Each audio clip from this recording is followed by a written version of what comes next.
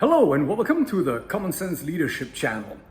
I decided to launch a new channel called Common Sense Leadership because, frankly speaking, I've seen an enormous amount of information out there, coaches and people who give advice, and it's become a big ball of twine complicating things that may not be as complicated.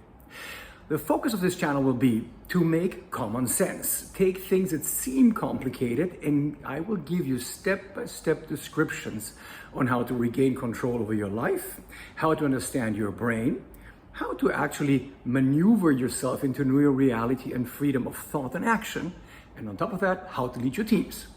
Now, we have to start the journey with one thing called the brain, because that's where it all comes from. Our brain is actually nothing else but a biocomputer. It is a very intricate biocomputer. It's got 86 billion neurons. Those are the little working parts that make us think. Now, once we look at the brain and we look at our life and go, life is just happening to me. I happen to be shy. I happen to be outspoken. Things have happened to me. I'm traumatized. All these things are only happening between your ears. To understand why this is happening between our ears and how to shift all that's happening in our ears, we need to have an ownership manual. How does this brain work? So there's two things that happen in life. The first thing that happens is nature. The second is nurture. What does it mean? By nature, I'm 6 foot tall. There's nothing I did for that. It happens to be that genetically I'm dark haired. I'm 6 foot tall. That is nature. I could change it by changing the color of my hair, but that is not natural. Nurture is how we get educated. So our brain actually has got two components. Some of them are nature. Some people are introverts. Some people are dyslexic, for argument's sake. That is how nature made us. At the same time, nurture is how we were educated to be. And so let's start off with that. When people tell me or tell you, I can't help it, this is who I am, that's how I was born, most people are not aware that actually on the journey through life, and especially in childhood, somebody got in and formatted their brain. So the hardware is formatted by software, and that software is called belief systems. And something very strange happens when we have belief systems.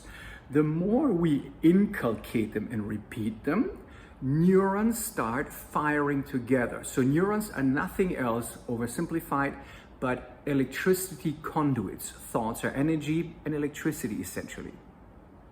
I'll give you an example. For example, if I take you're a perfectly healthy human being, and I tie up your arm to your body, and I tie it up for a year. And I go like, you cannot move it. We didn't break the arm, it's just tied up. In the brain, the nerves that control, the neurons that control your arm, start withering. There's no information flowing through that connection. And so thus the nerves start being overgrown by other functions of the brain. I untie your arm after 1 year and I go, move your arm. Sure, the muscles will have dwindled, but at the same time, the function of the brain that says move the arm has also atrophied, which means that initially you're going to have a real problem and we're going to have to relearn how to move your arm. What does it mean in societal terms? Some people are very shy. They cannot speak up. They cannot say, boss, I agree, I disagree. Maybe that's you. And then we go like, I don't know, man. It's just me. Wait a second. When we look at education and in childhood, certain things happen called programming. In many cultures, rightfully say, possibly, kids should be seen but not heard, old-fashioned. So when you're young and people talked, and I am now in my late 50s, in my generation was certainly the case, kids talk, the parents and the elders went, shh, the grown-ups are talking. So what we learned was, oops, grown-ups are talking, shh, I better shut up. So that means that the part of our brain that says maybe no, I disagree, I've got a question, was literally shut down when we were kids. Hence, it was not installed. When we grew up, then all of a sudden people say, speak, what's your opinion? What's your viewpoint? And we go, I don't know, because it wasn't installed. So the first rule of the game of our brain is Nerves or neurons that fire together, wire together. Okay, there was a gentleman called Mr. Hebb who actually analyzed it and realized the more we repeat thoughts, the more the neurons in our brain start wiring together and they become literally thick pipelines that electricity runs through, which we call thoughts. So the thought of, I need to speak up, I need to have a viewpoint, I may have to contradict somebody in an office scenario, for example, there is no pipeline there. It's very small.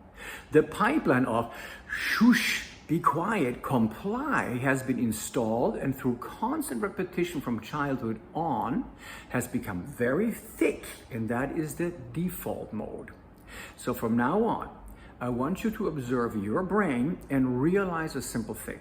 Your brain is a neuronal computer that has got things called neurons and synapses, that through constant repetition, you have built certain thick pipelines that literally become automatic thoughts, and certain parts have been underinstalled or undertrained.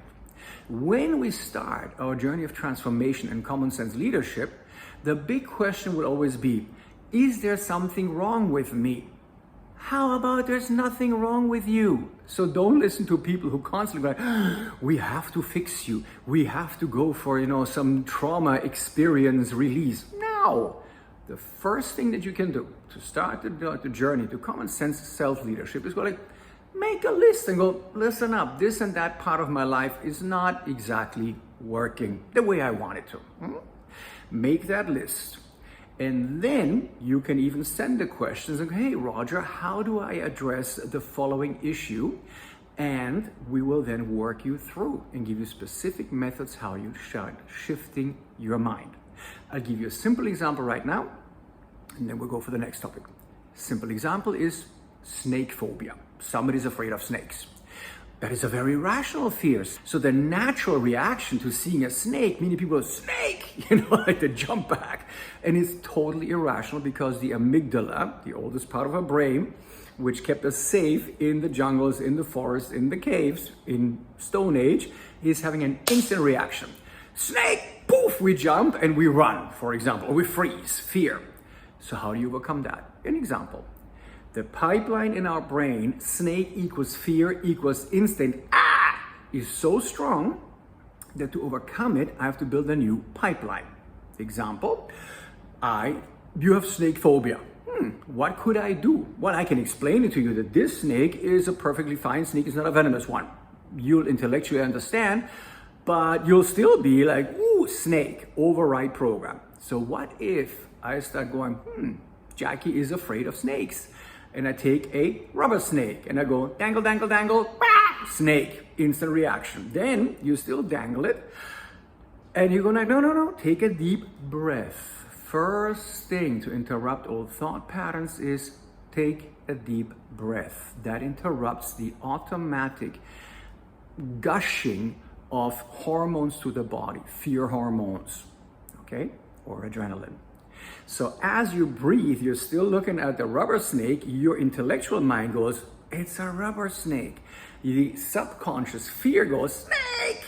And as you continue watching the rubber snake, what happens is that you're building a new neuronal connection in your brain that goes, yes, I feel the fear, it seems very real. But actually, as I see this rubber snake, I am now deciding to breathe, deciding to stay in the presence of that rubber snake, and that is how you regain control. And as you repeat the exercise, you will see that eventually you can throw a rubber snake at the person, a tie. Sometimes a tie looks like a snake, you just throw a tie at them. But eventually what happens is that as we repeat that exercise, the automatic fear reaction starts subsiding, and the rational reaction, the other pipeline, I can handle this, starts growing. Fear in the office, fear of speaking up. We all have it. The only way to overcome the fear is to volunteer yourself at every opportunity to speak, to be heard, to present, because that's a career builder. Today we live in communication age. And that means the first time you speak, you're gonna be very afraid.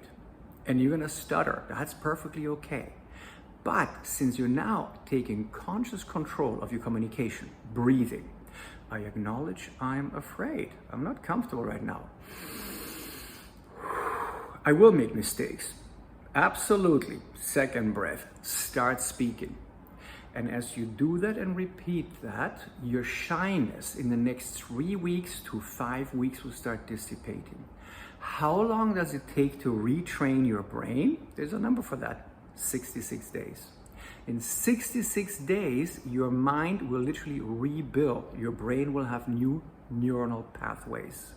The most important thing is repeat the actions that you're most afraid of, that you're most uncomfortable with, that are keeping you from being successful.